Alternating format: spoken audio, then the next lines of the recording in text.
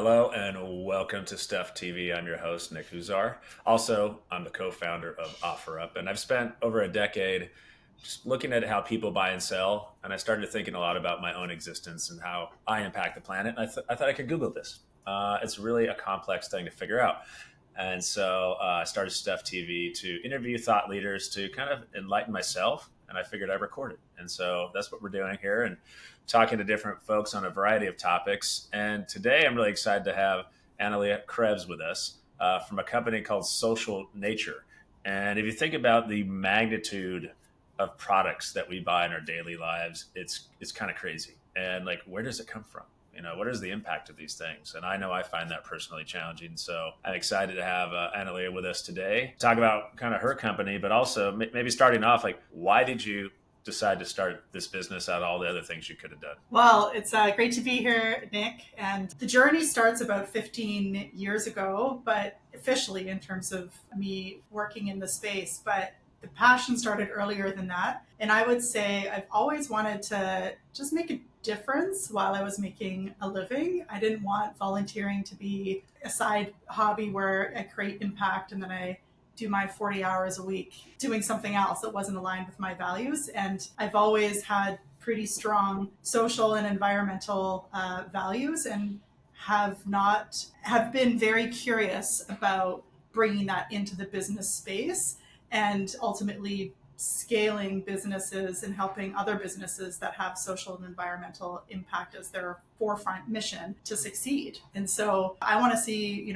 more good stuff out there in the world on grocery shelves and in my neighborhood. And so supporting the businesses that are doing good and making them successful has been a big driver. And ultimately, when you think about where consumers kind of, how consumers spend their time, much of it is around consumption, whether it's entertainment or buying products or buying clothing or anything that you can think of, taking your car through a car wash, your clothing to a dry cleaner. Every single one of those decisions that you make in your daily life is an opportunity to vote with your dollars and support a business that is taking a more eco-friendly approach or a more local approach or a more community-based social approach.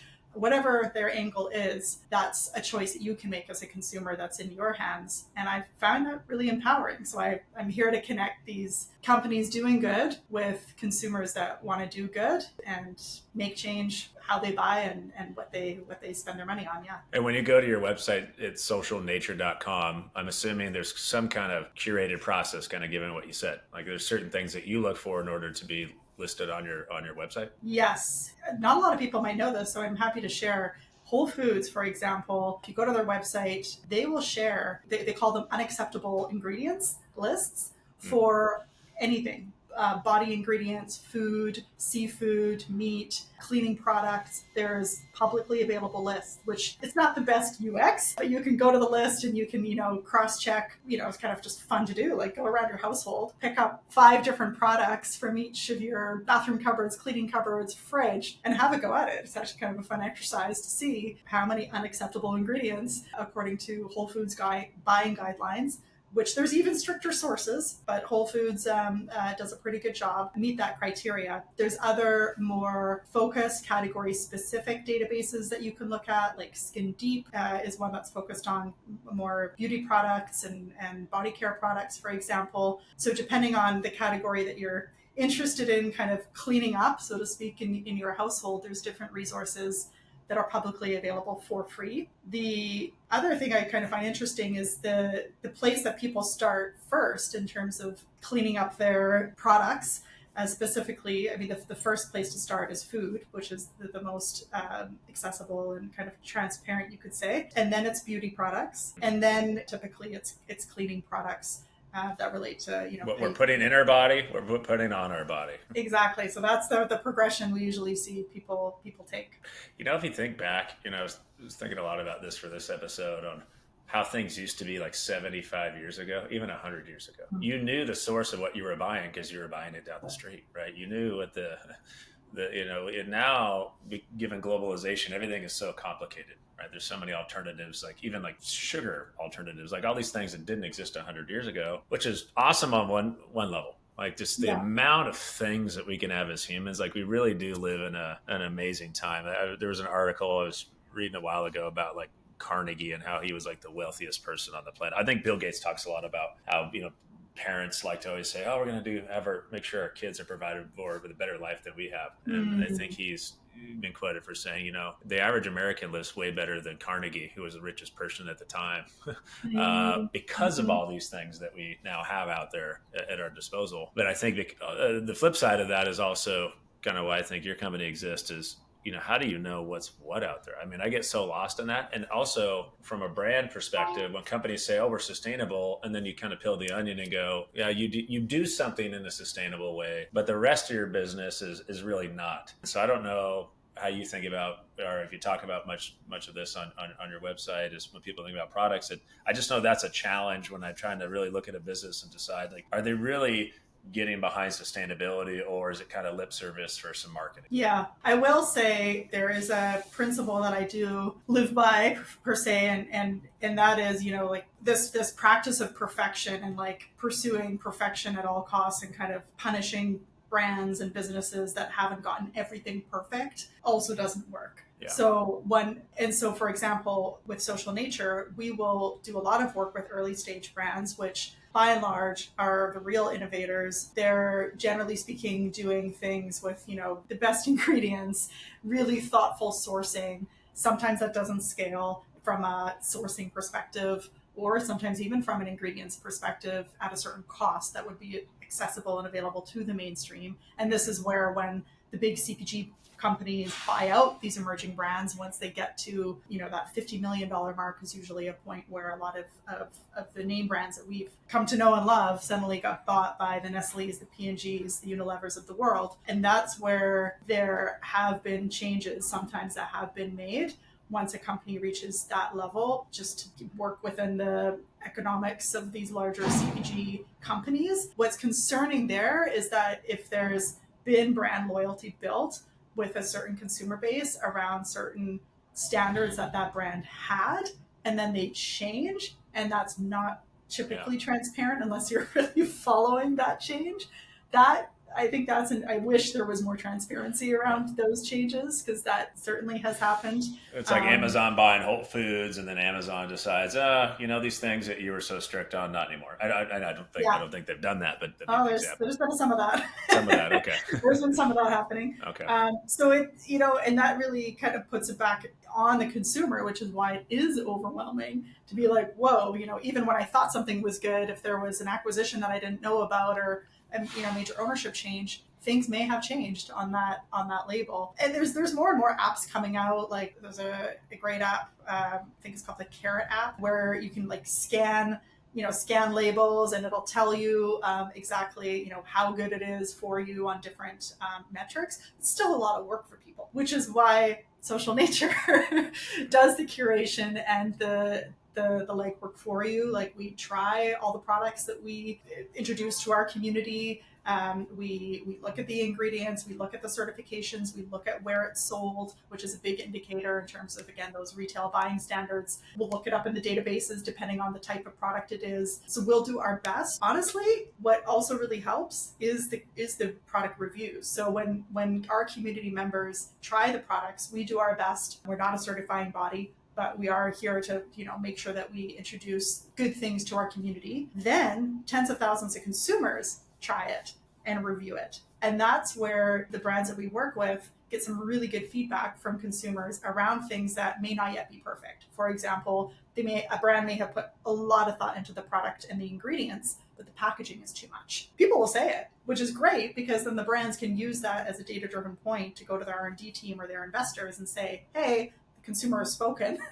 We should reduce the packaging of our products. And that's been also really inspiring to see how, when we harness the voice of the consumer and we give the consumer, especially for those brands that really value the voice of the consumer, can then use that feedback to change and better their products. And we've seen that come through our platform, several times over, to know that that's happening. So Are you focusing mostly on the earlier companies though, trying to kind of get some exposure? Is that kind of the sweet spot in general? yeah, I would say the sweet spot is companies, anywhere from 1 million to 50 million in annual revenue. So depending on what kind of company you are, you might consider that early stage. But yeah, we're it's only about 20% of our business that are brands that are doing 100 million in annual sales or more. So certainly focused on kind of the SMB market, which is where a lot of the innovation is again. And Yeah. those are the brands that I certainly get really passionate about supporting those entrepreneurs that have generally it's pain points they've experienced. Like one of the brands that we it was very popular in our platform. We actually crashed their site when we when we launched them on our platform. Was this Indigenous woman that had a baby, and her baby was covered in the baby had eczema, and the doctor's like, go slather on a bunch of cortisol on her, and that was the doctor's prescription. And she's like, I'm not doing that on my newborn. So she researched different herbs and medicinal medicines, plant-based medicines that were used traditionally, and put those together. There are 5 simple ingredients that everybody can understand, and mixed it up in her crock pot in her kitchen. And fast forward a couple of years later, she's on the shelf of Whole Foods with the #1 organic eczema balm on the market. Moms all around the world are ordering her product online and in Whole Foods. So those are the entrepreneurs that are, often it's food allergens or whatever, something came up in their own life, and then they get after it. I know a good friend of mine started Nut Pods. I don't know if you're familiar with that. Yes, same thing. Common. She had her own issues, and she was figuring out there was no good solutions. And then, of course, really got after it and scaled that up. But, it is fascinating when you think about, I live in Seattle. It's a big tech hub, and everyone thinks about online commerce. But most people don't realize that only about 14.8% of all commerce is online today, even in the world of Amazon. And again, we're very skewed here in this bubble in Seattle, it just kind of reinforces that there's so much local opportunity, the small mom and pops. I mean, those are the ones that are really the bread and butter of America, and they need ways to get out. And so I think I think what your website is doing is a great resource for them, and curated, which I appreciate, because I struggle and I spend a lot of time thinking about what's really sustainable and not, and there's not really a good way to kind of isolate that. Yeah, so we launched one new better for you or better for the planet, more boxes they check the better product every day to our community. And so depending on where you live, you might get more offers than others, as it just really depends on where the brands have distribution, grocery stores they're sold at. And yeah, I mean, your comment earlier around kind of how things were, 75 to 100 years ago, it's in some circles, I do see, a kind of a return to how things were. There's a lot of people now that are concerned about food security, and, if they're lucky enough to have access to land to have their own, grow their own food. That's something that I know a lot of people in my generation and even the next, the younger generation is thinking about and wanting that food security. Oh man, I would love it. Back to your roots.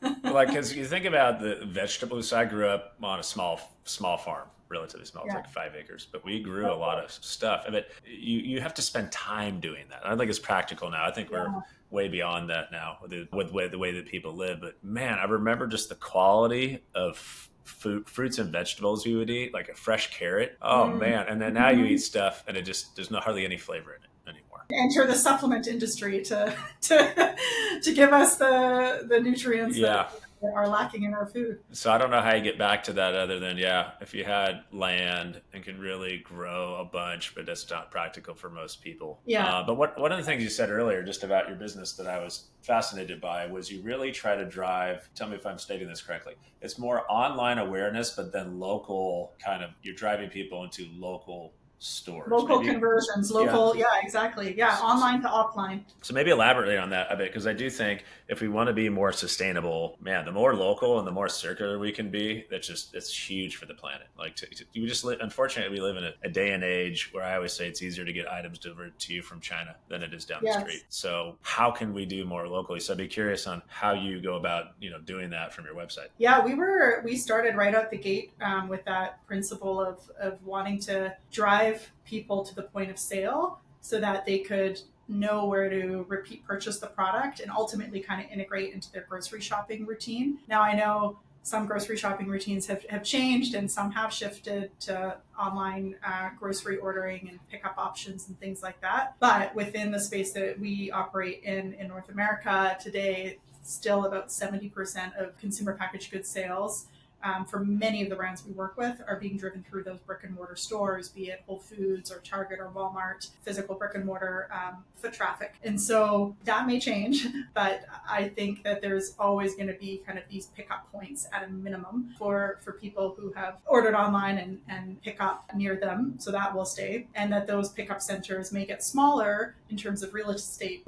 but that they'll become more experiential and really more discovery centers for people to try and discover these emerging brands that we are promoting as a point of differentiation for those retailers. So I don't think that's going away, and I love the fact that we don't have to ship products around the country with tons of packaging, which just, that's what I really have a hard time getting behind whenever I have to make an online order, is just the amount of packaging that comes and then having to deal with that packaging, right? Like all that styrofoam, you need to research like which center you can bring the styrofoam to and all these things. So getting the consumer into the grocery store is important for our model. And I did the same thing with actually my previous business, just not with products, but I ran a eco-friendly daily deal site for 5 years. It was kind of coined the green Groupon. It was ethical deal. It's since been acquired and amalgamated into a different brand. But at the time we were promoting online eco-friendly offers, leveraging the best of digital, the targeting that you could do to really hone in on that right consumer feedback that you could collect about that experience, the additional exposure that you could get, all the benefits of online, but ultimately using that discount at the time and that 24-hour incentive to take an action to drive that consumer to make a purchase online, and then ultimately walk through the vegan restaurants doors or the organic spas doors or the eco-friendly clothing companies doors to redeem their voucher that they had purchased online. So because that was the model I had done for services, I naturally, when I was thinking about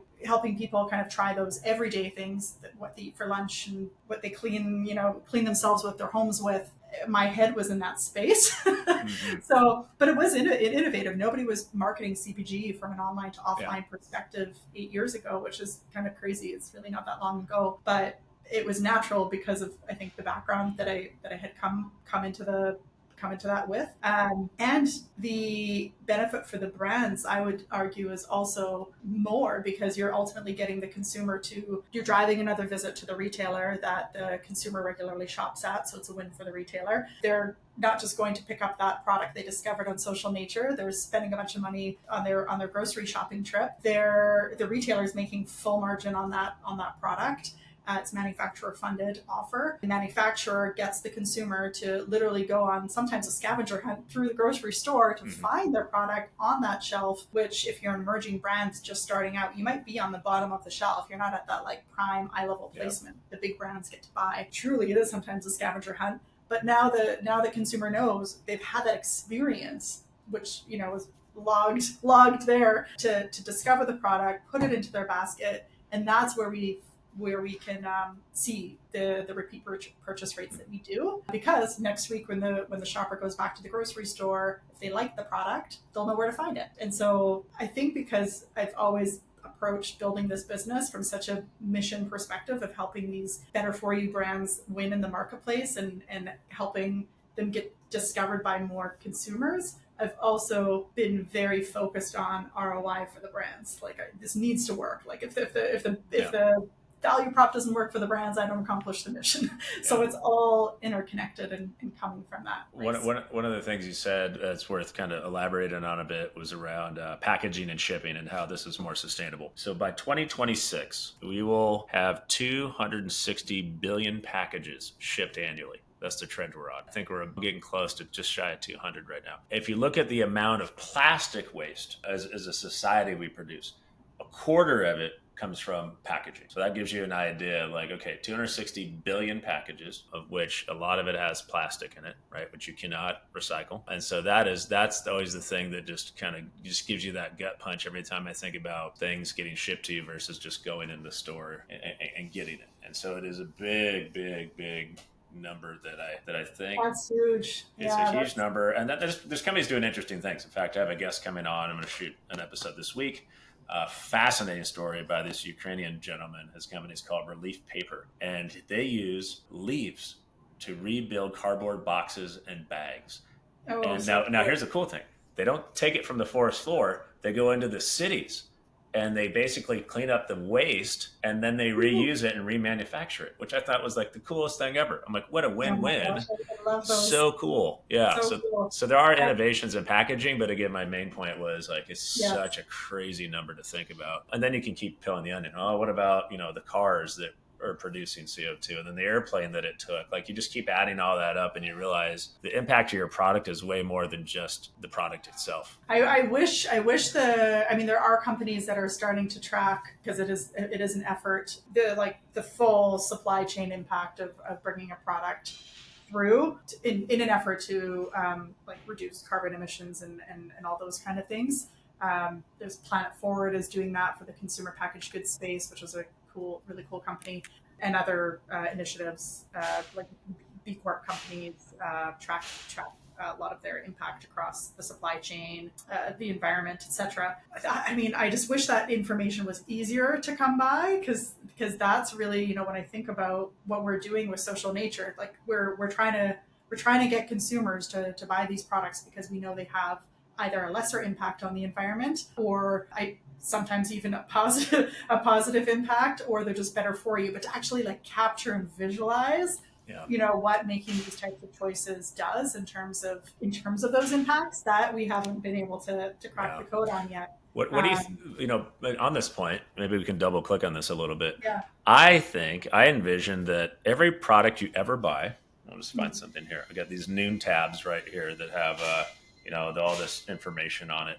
I hope in the future that every product we ever buy has some carbon label. So imagine imagine you're, thinking of like the 90s. There was no nutrition labels in I think like around 1990, where we had the government in the U.S. made it mandatory. And once you start doing that, then as consumers, we start to think about things like calories. Like when I was a kid, I always joked that we used to drink soda and like Capri Suns, like nobody drank water, right? And then we started paying attention to calories and all these sugar alternatives, like all these things kind of came out of this. My hope in the future, though, is literally everything you buy has a carbon element on a label, and you could click and maybe scan a QR code, and now you can go to a website and see everything you're talking about, like breaking down the manufacturing, the transportation, like giving me a good idea as a consumer, what was the impact of this product? You can measure all of these things. I just feel like this requires, one, somebody to build this out in the right way. Two, it requires government approval. It requires somebody to put their stamp on it and say, oh, finally somebody that's looking at this holistically. But so far I've seen a handful of companies kind of dabbling in this space, but I also don't think they're comprehensive enough. I think it needs to be pretty well thought through, and then you got to get government behind it. Agreed. Yeah.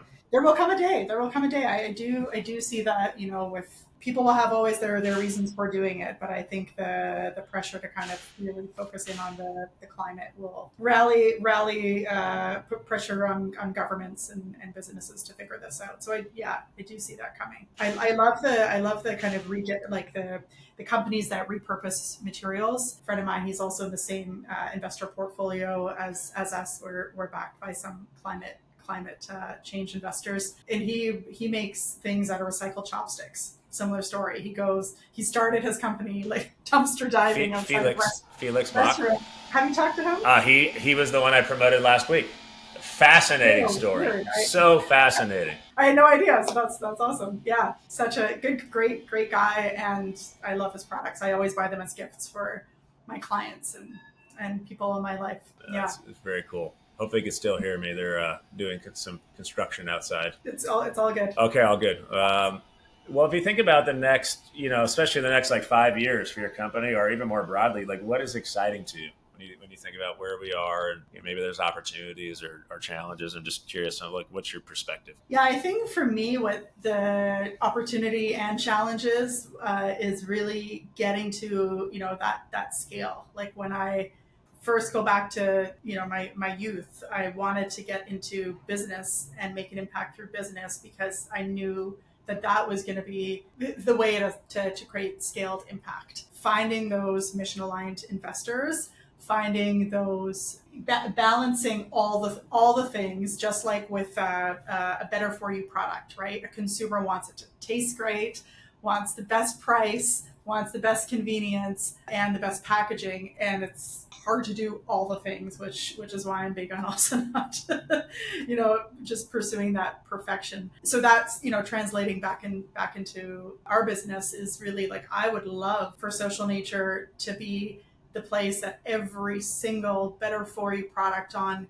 grocery shelves today are launching through and introducing themselves to a massive community of millions and millions of shoppers. We have 1 million shoppers today, so we've got a good starting point. But what would that look like with 10 million shoppers in the next 5 years? And then again, that's only 10 million shoppers. So how do we get those 10 million shoppers to influence their friends and family to try natural and really empower that community to tell their friends and family, so to speak, which has also been something that I kind of baked right into how Social Nature works from the beginning. Is empowering our community to be everyday influencers and to share their product reviews on social media, to share discounts with friends, and so really leaning into that and building like best refer a friend engine this world has seen from a perspective of scaling the impact and the reach that we can have to ultimately try to change like consumer behavior and make it easier and easier and easier to make these better for you choices more accessible to the mainstream. Because I'm not trying to appeal to, we're not here just for the, for lack of better words, Whole Foods elite. The mainstream consumer is who needs the most support to make the switch to these products. And so they're free. So we get the product in front of the consumer. We make it accessible as possible, but how can we make it even more accessible? Like what are the barriers? So we're constantly studying that, and at the same time having to make these choices that make sure that we stay true to our mission. Like I have turned down more money than I have accepted because of really that focus on these are the products that we're going to be promoting.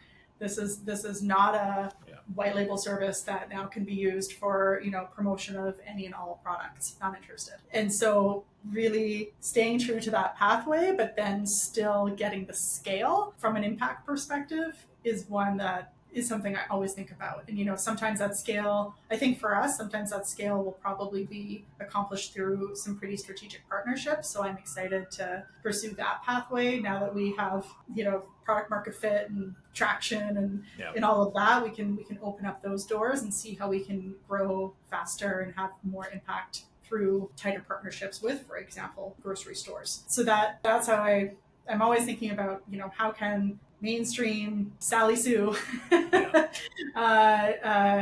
discover Social Nature, make some switches, learn more about how she can make better choices for herself and her family without it costing the bank. And ultimately, the more products that we can get out on grocery shelves, unit economics, supply and demand, prices will come down. Like we're seeing more private label entrance into the space that are launching better for you options at accessible prices. Certainly that has an impact on there's always two sides of every coin, but ultimately I'm staying focused on how can we make greener choices more and more mainstream. And instead of having natural product aisles in grocery stores, we should have like toxic aisles in grocery stores. Exactly, yeah.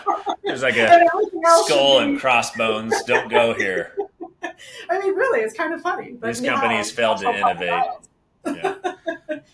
in most conventional retailers, right? Like it's go here for the good stuff. I mean, I love what you were saying though. Back to, I mean, it's a lot of even why I'm spending time doing a podcast is it's just how do you get enlightened and understand what's out there, and if you can do it through friends, or we've even made a bunch of changes in the last 9 months just for me talking to people like you that I wasn't aware of these products. And so, Mm-hmm. you name it, like our dish soap now, our laundry detergent, just a lot of these things we've just changed because we became aware of really the impact of certain things. And, oh, here's an alternative that's, from a cost perspective, roughly the same. So like, why wouldn't I Yes. switch? But Yes. I think you're going to see, my hope in the next 10 years, just a flood of more viable products, where I think in the past, some of these things were just, oh, great, I got to make a more eco-friendly alternative switch, which is now 2x what I already paid. And I think you're just seeing those prices come down to where the switch Yeah. is less of a hurdle for most people. Yeah, and with everything, I mean, like whether it's electric cars or there's so many different areas, solar panels for your home. Like I'd love to see, and it will happen. Like Yeah. that will become more mainstream to have a solar panel on the roof in a sunny location. Like all those things that are starting to gain traction in certain neighborhoods. I'm convinced 10 years from now, like, I mean, I'm talking literally 15 years ago, there was not an online eco-friendly business directory. I know because I created the first one. Mm-hmm. Like 10 years is a long time, and I am excited by the innovation that's happening, whether it's like across everything, Yeah. products, services. I mean, hopefully government gets behind some Yeah. of this, and to start awareness around. I mean, even like not only plant-based meat, but lab-produced meat is pretty interesting as well. Like, there's just so much, like, That gets people's brains going all crazy. yeah. There's a lot of innovation, and I mean, I'm really lucky to kind of have the front ride seat here in being able to, at least on the product level. Yeah. I can't be everywhere, but on the product level, seeing mushroom based leather and Yeah. pineapple leather and like just all these really cool innovations. But these businesses ultimately will fail if consumers don't know about them, if they price at an accessible price, which is dependent on all sorts of things. But you got to pick your battles, and I've chosen that kind of grow the demand, which will ultimately grow the supply. Yeah. Battle. Well, wonderful. I know we're at time, but I really appreciate the conversation, and also what Social Nature is doing. And for anyone that's watching, go to socialnature.com and see all the different products and how you're talking about them. And again, I appreciate the challenge as a consumer trying to understand what's what. So, Annalie, thank you so much for, giving me some time and just talking through your company and just the overall, I think, opportunity that's out there. Right on. Thanks for the opportunity.